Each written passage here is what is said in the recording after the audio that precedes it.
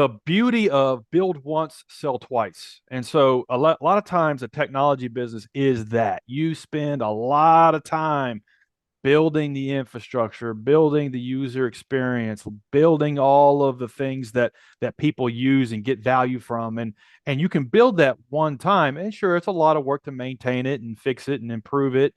It never ends, but it really is. You can build once and sell twice, or build once and sell 100 times. Now, And as you're sorry, continue. and so as I was building the company, it took 10 years, but as I was building it, and my team, and I was hiring developers and hiring engineers, and I started seeing like all of these ways I left money on the table in my first company. Not implementing systems, not implementing processes, not implementing technology off the shelf.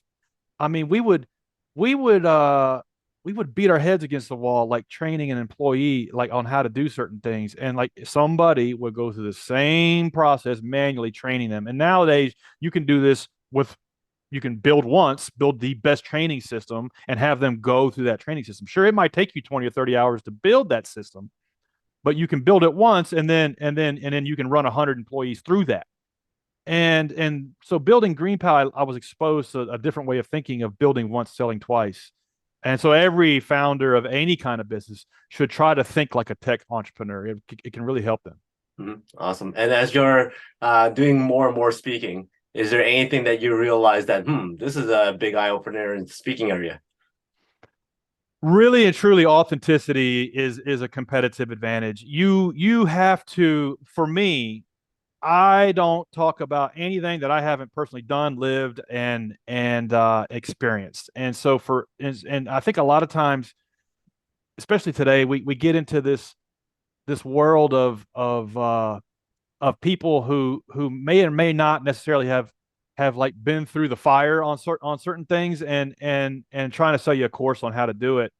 There's a saying by Mark Cuban, and he says, never take advice from somebody who isn't doing what it is that you want to do or hasn't already done it. And I think when it comes to like doing your own speaking, doing your own podcast, like stay congruent to what your experiences are. And even if you've only built $1 million business, there's people out there who are sitting in a cubicle who haven't done that, and they want to do that. They want to hear your story on how you did that. And the beauty about like mentorship today is that you can get like mentored, asynchronously from people who are like just one level ahead of the game than you are. And right now, GreenPal's at $30 million a year in revenue, and I'm trying to learn from people who are at 100.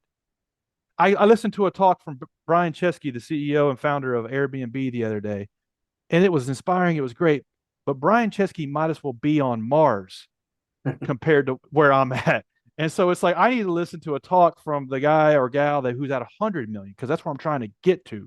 Mm.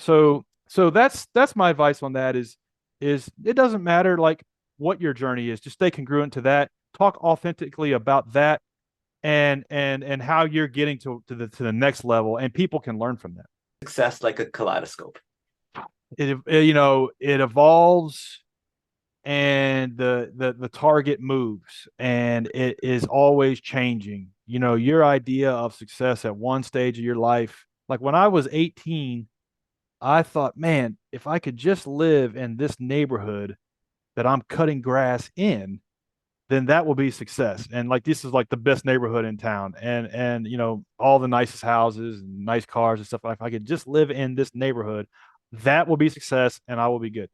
And I was able to live in that neighborhood by like 29, and my neighbors were they didn't like the fact that I lived there, but I did. And then after I got that, I was like, well, this isn't what I thought I was going to be. And so then the success, like to the next level, like became this altruistic, like this internal thing, this thing that I wanted, like something more out of life. I wanted a bigger, better challenge. And so like you look down a kaleidoscope, and it's evolving and changing, and maybe it is beautiful that it's a moving target, and it's cool that it is.